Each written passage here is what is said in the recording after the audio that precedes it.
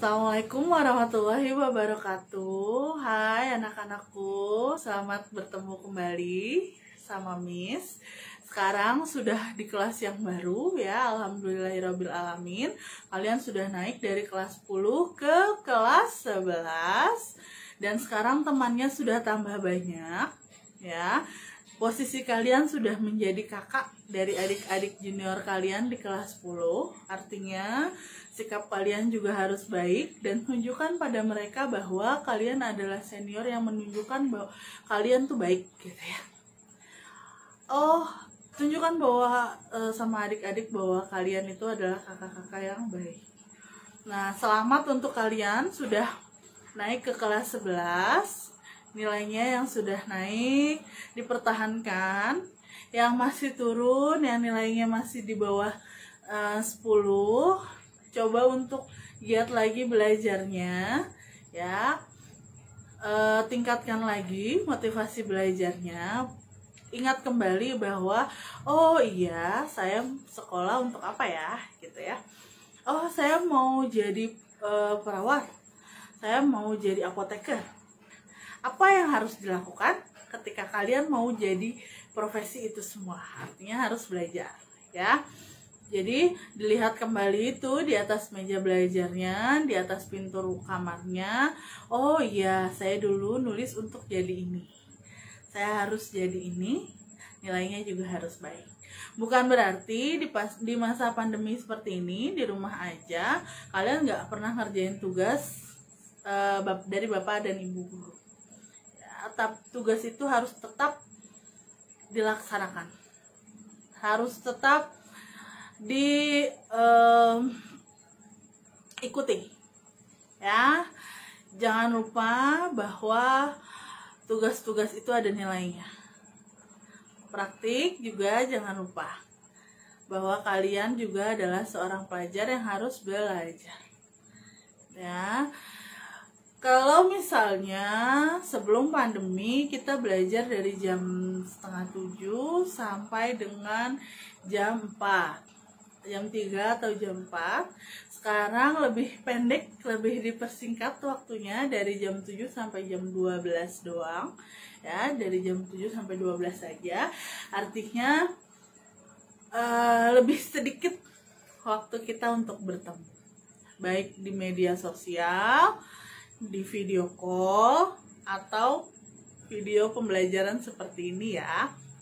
Ya, hari ini Miss akan membahas tentang komunikasi. Apa sih ya komunikasi tuh ya? Komunikasi adalah sebuah pertukaran ide atau gagasan. Jadi ketika kalian bicara sama teman, itu namanya kalian sedang berkomunikasi. Membicarakan apapun itu namanya kalian sedang berkomunikasi. Atau kalian menyampaikan pesan, itu kalian berkomunikasi. Kalian WhatsApp bapak dan ibu guru, itu kalian berkomunikasi gitu ya. Nah, kegagalan dalam berkomunikasi artinya ada sesuatu yang salah dari penyampaian pesan atau penerimaan pesan itu sendiri ya. Nah, kalau di WhatsApp Miss, WhatsApp kan berupa tulisan gitu ya. Oke, caranya adalah ketika kalian mau berkomunikasi yang efektif, apalagi yang menjadi komunikatornya kalian, yang menjadi audiensnya adalah guru. Nah, bisa jadi orang yang menjadi komunikator atau kalian sendiri itu gagal menyampaikan pesan kepada audiens ya, atau komunikan namanya. Orang yang disampaikan pesannya adalah komunikan atau audiens. Orang yang menyampaikan pesan adalah komunikator. Nah, sebagai seorang komunikator perlu jelas menyampaikan pesan. Ketika kalian menyampaikan pesan ke komunikan atau audiens harus mencernanya dengan baik dan benar Contoh, ketika kalian WhatsApp, Assalamualaikum Bapak, Ibu, saya adalah Putri, saya kelas 11, saya mau memberikan tugas yang Bapak Ibu berikan kemarin, hari ini saya mau memberikannya. Ya, ini adalah tugas yang saya bikin untuk pelajaran bimbingan konseling misalnya ya. Nih, lalu dikirim. Itu adalah pesan yang jelas untuk si komunikan. Lalu komunikan mengambil pesannya, mencerna pesannya bahwa kalian, oh ini anak sedang memberikan pesan. Tapi berbeda dengan kegagalan dalam komunikasi, bisa saja ya, kegagalan dalam komunikasi. Berbeda dengan ketika kalian bicara, Pak, Bu, ini adalah tugas saya. Apa yang ada di pikiran komunikan atau audiens ketika kalian sebagai komunikator memberikan pesan seperti itu? Pasti yang dicerna oleh kalian ketika kalian memposisikan diri sebagai komunikan adalah, oh, anak ini mau ngapain sih sebenarnya gitu ya, nggak sopan sekali gitu. Artinya dalam melakukan komunikasi antara komunikator dengan komunikan perlu adanya komunikasi yang jelas dan sopan santun terlebih dahulu. Sopan santun dilakukan oleh orang yang lebih muda kepada orang yang lebih tua dan sebaliknya. Kenapa sih orang yang lebih muda harus menghormati yang tua ya? Karena satu, secara umur pasti berbeda. Ya, jauh. Apalagi ketika kalian berbicara dengan para guru.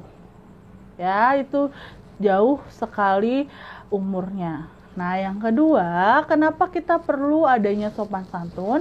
Agar tadi tidak adanya kegagalan dalam komunikasi. Artinya nggak ada kesalahpahaman ketika kalian menyampaikan sebuah pesan.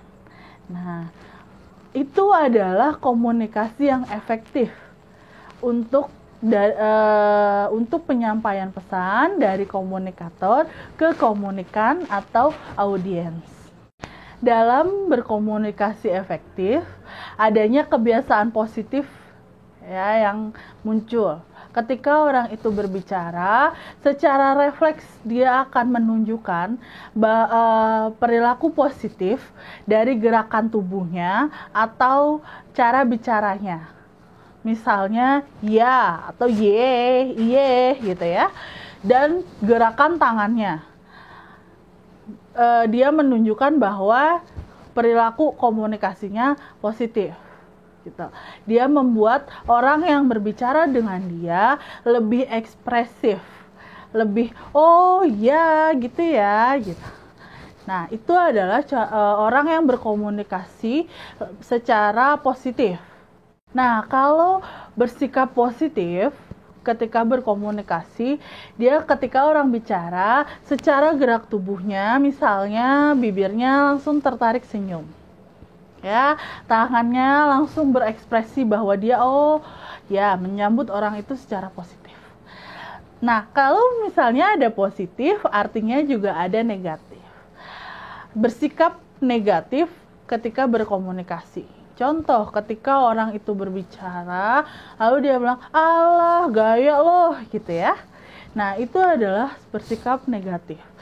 Dan juga ada fisik yang membuat dia menunjukkan secara spontan sikap negatif. Seperti melipat tangan di dada ketika ada orang lain berbicara. Itu adalah perilaku atau sikap negatif dari komunikator kepada komunikan dan sebaliknya. Oke, ada 3 cara berbicara orang untuk berkomunikasi. Yang pertama, perilaku berbicara agresif. Yang kedua, perilaku pasif. Yang ketiga, perilaku asertif. Nah, perilaku agresif adalah orang yang berbicara atau berkomunikasinya secara kasar. Nadanya tinggi, kasar, ya. Nah, kalau perilaku pasif adalah orang dari kebalikannya si agresif. Ketika dia berbicara, dia berbicara sama lawan, dia menyenangkan lawan bicaranya. Cenderung berbicara secara halus, pelan gitu ya. Khawatir dia akan melakukan kesalahan. Nah, kalau yang asertif berbicara secara langsung, jujur, tegas, dan bertoleransi. Nah, menggunakan kemampuan mendengar aktif. Jadi dia selain bicara, dia langsung mendengar secara aktif. Lawan bicaranya berbicara apa? Dia mendengarkan gitu ya. Nah, itu adalah 3 macam perilaku berbicara dalam berkomunikasi ya. Jadi kalian simak materi ini baik-baik dari awal sampai akhir. Lalu ada beberapa pertanyaan yang harus kalian jawab di Google Class. Kalian bisa jawab, lalu ikuti petunjuk yang ada di dalam Google Class ya. Oke, sampai jumpa lagi, bertemu dengan Miss minggu depan.